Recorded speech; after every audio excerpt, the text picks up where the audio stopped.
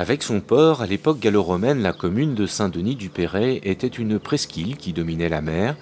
Aujourd'hui, sur ces terres gagnées sur l'océan, une activité agricole, mais aussi 207 hectares de marais communaux qui, en fonction des saisons de migration, accueillent en moyenne plus de 270 espèces d'oiseaux. Une des réserves protégées du parc du Marais Poitevin, dont la gestion est confiée à l'Office national de la chasse et de la faune sauvage, en association avec la LPO, la Ligue de protection des oiseaux. La commune de Saint-Denis-du-Perret est une commune qui, en créant sa réserve, avait toujours projeté de partir vers l'écotourisme.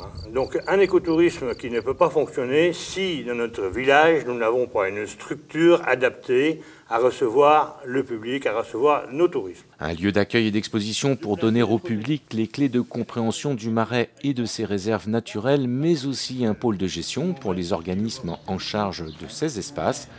La commune offre le terrain situé derrière l'église. Le syndicat mixte du Marais Poitevin est maître d'ouvrage du futur bâtiment.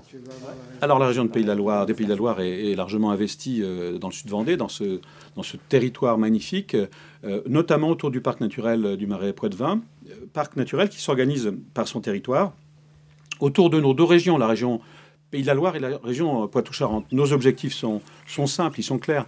C'est à la fois préserver ce capital écologique extraordinaire. C'est également ne pas oublier qu'il y a un patrimoine culturel, culture scientifique et technique, et notamment à Saint-Denis-du-Perret, on en a un merveilleux exemple, puisque des groupes d'enfants, des groupes de jeunes, des groupes d'adultes ou de personnes âgées viennent découvrir ce monde exceptionnel de l'ornithologie. Puis le troisième patrimoine que les régions défendent ensemble, c'est le patrimoine économique, c'est le tourisme.